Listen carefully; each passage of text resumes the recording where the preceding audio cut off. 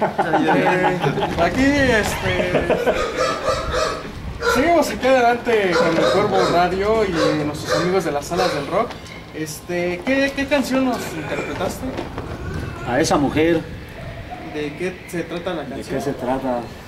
Es una dedicatoria especial, ¿no? Siempre se la he dedicado a mi esposa, ¿no? Aunque yo creo que nosotros hemos tenido etapas en las que has tenido una novia que tú querías mucho y que desafortunadamente no se llevó nada a cabo, ¿no? Entonces yo creo que de ahí surgió ese tema, ¿no? Sí. Pues fue importante ese momento, ¿no? Ese noviazgo fue importante, pero pues ya eso ya queda atrás porque si no mi vieja al rato que me vean. De ahí surgió y sobre todo esta canción es del bataco que inició conmigo el grupo. Él me decía, ten tío, ahí está esa letra y más o menos va así, ármala y ya luego la empezamos a ensayar. Y sí, no, pues la verdad quedó chida, ¿no? Entonces prácticamente esa rola es de él, ¿no? Pero pues como la dejó, pues ya no es de él, ya es de la sala. Sí. Todo lo que se ha plasmado aquí es de la sala. Es de las salas. Si alguien tuvo partícipe en algo, pues ya perdió sus bonos. Alguien se cayó Sí, con alguien de la ya se banda. chingaron porque ya las vi al calvar. Se chingaron. Sí, ¿no? Y bueno, en el bloque pasado estábamos hablando sobre su producción, de cómo les había costado, el trabajo que les había costado. Precisamente hablando así de, pues ustedes que ya tienen, por así decirlo, su disco, ¿qué es para ustedes, qué es buena o mala la piratería? Sí, una pregunta muy difícil. Muy buena y muy difícil. Mira, yo creo que bueno, en lo personal, cuando vives al día y limitado económicamente, o que muchas veces o muchas empresas el trabajo es muy mal pagado, yo creo que sí es válido, ¿no? Cuando gozas o tienes manera de hacer una producción buena, yo creo que vale la pena invertir. Sobre todo yo creo que la banda pues merece algo bueno, te digo, nosotros por eso lo hicimos invertir un poquito bueno, no fue mucho, pero pues al menos los que tuvieron el disco original, pues a la llave, la verdad, porque te digo, es algo con sacrificio que tú te avientas chambeando, que le quitas un poquito al gasto de tu esposa, a lo tuyo, te aprietas el bolsillo, no le inviertes y dices, pues yo creo que vale la pena, ¿no? Que la banda tenga un disco de esa manera. Pues, yo creo que depende del lado cómo lo veas, ¿no? Yo quiero pensar eso. Bien, ya cuando vieron el disco, digamos, ya maquilado, ya bien hecho, ¿cuál fue su primer sentimiento precisamente al verlo ya, ese trabajo plasmado, ya bien hecho? Híjole, la verdad es una satisfacción enorme, porque es una meta cumplida. Sueño no, porque pues, si vives de sueños, los sueños sí se cumplen, pero muchas veces es mucho trabajo. Pero yo creo que es más fácil vivir del presente.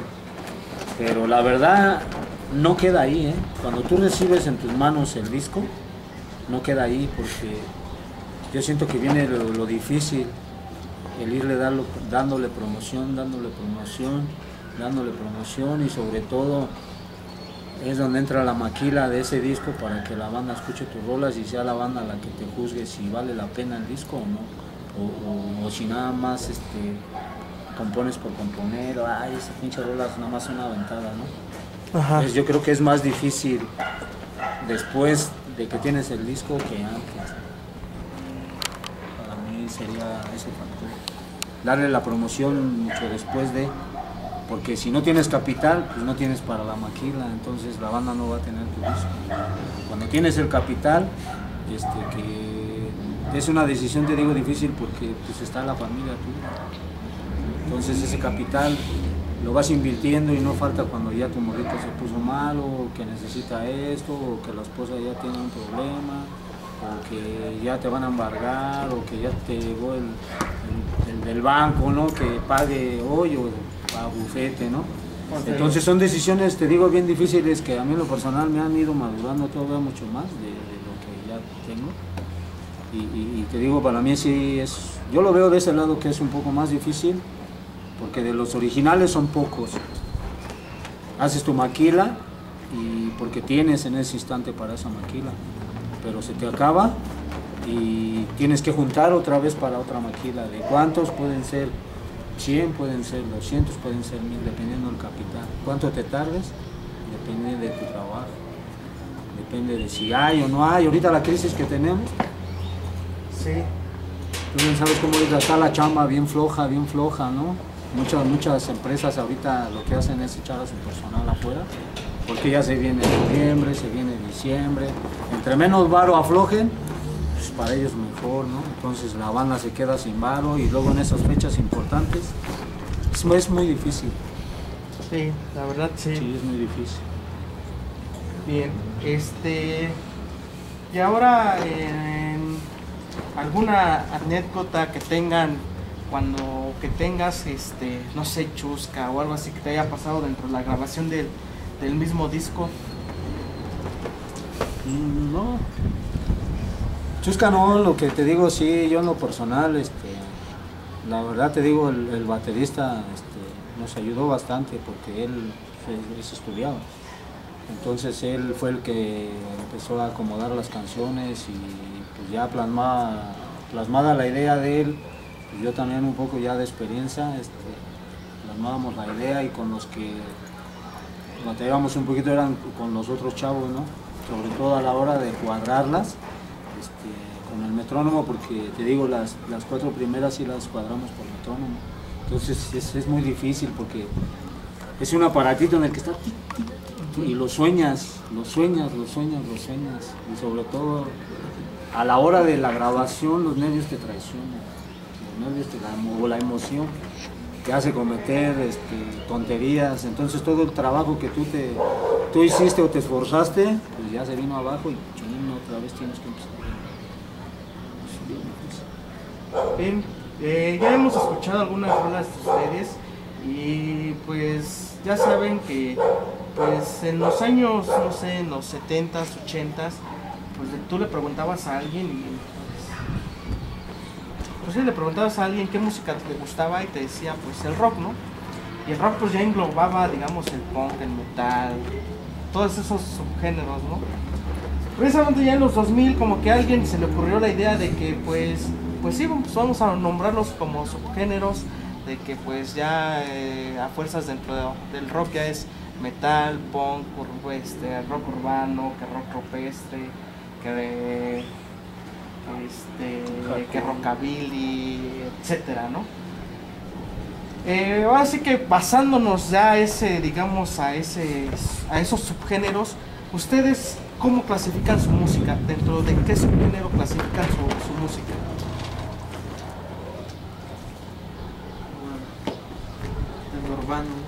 Rock urbano. Es más rock urbano que, bueno, nacional, porque pues es del Estado de México, de la Gringolandia. No, de aquí de México. Y urbano pues porque nace del barrio, porque no están haciendo de otro lado, sí, de otra parte, de otro país, no es urbano porque es del mismo México, de las calles urbanas, de los barrios. Pues es de ahí donde nace, son ideas de uno mismo, no son canciones compradas de otro güey que escuche cabeza, ¿no? Es de gente urbana, del barrio. Ahora sí que, como dicen, del barrio, la banda. Y entonces, y precisamente, ¿cómo es que, cómo se puede decir?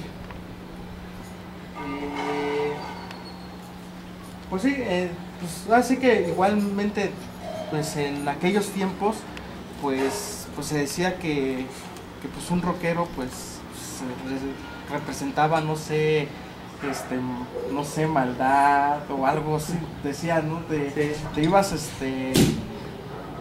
pues sí, ibas a la calle y te decían, no mames, ese güey se ve bien malo, ¿no? Bien rocker, porque vestía de negro con pantalones acostados y todo, se espantaban, ¿no? Exactamente, pero precisamente ya en en aquellos, ya en estos años, como que ya ves a un rockero pues ya más relax, ya no tan vestido como antes. ¿Ustedes creen que se haya perdido esa rebeldía o ha evolucionado? ¿Qué ha pasado con el rock actualmente? Chávez, algo que no me ha gustado a mí en lo personal, lo han como satanizado, ¿no? No en el aspecto de magia, sino en el aspecto de violencia, drogadicción, paludismo. Desafortunadamente todo eso ha hecho que la gente o la sociedad tenga un cierto rechazo, no, yo creo que un rechazo total hacia lo que es el rock and roll y sobre todo en la forma de vestirte, ¿no? Yo conozco mucha gente que le fascina el rock urbano, el metal, son punquetos, son ingenieros, son licenciados, son gente preparada, ¿no? Entonces a mí sí me molesta que la gente piense una ideología que no es la correcta, ¿no?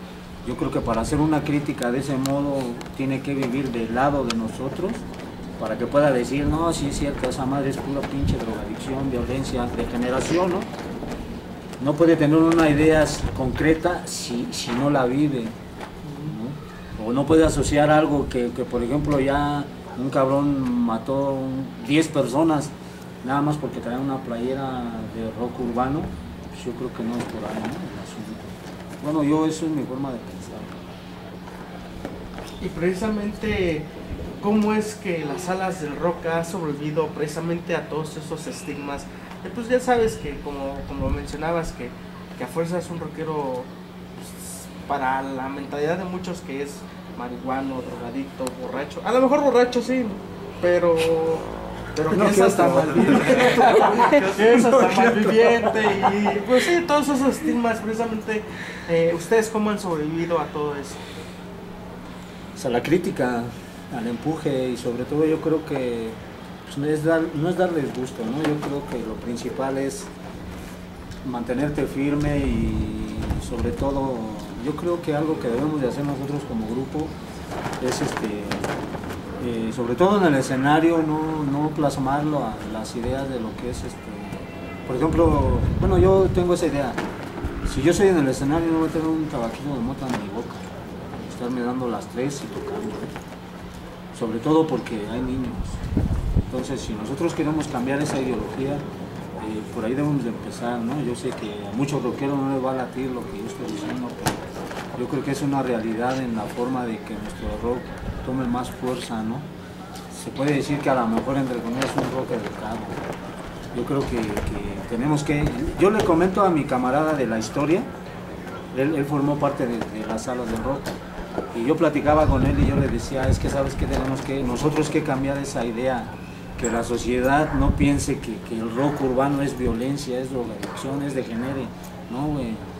No, nosotros tenemos que cambiar esa idea, ¿no? Si tú te subes a un escenario con un pincho pomo, subes son bien pinchos pedos, ¿no? O si te subes con un toque, ya ves, te dije, ¿no? ¿Para qué quieres ir a una tocada si pura droga, ¿no? Entonces yo creo que esa idea, al menos en lo personal, para mí es buena, ¿no? Si nosotros podemos ir, o no cambiando, pero sí siendo un poquito más cautelosos en ese aspecto, yo creo que nuestro rock va a tomar todavía mucho más fuerza. Sí, eso sí. Porque ya somos menos los borrachos. Miren, el único que está tomando así. Nosotros puro refresco. No es cierto, ahorita vamos a entrar. Para que se quite el frío. Vámonos con una rolita. No te quieres quemar. No se quiere quemar. Vámonos con una rolita y regresamos con nuestros amigos de las salas del rock. Y regresamos.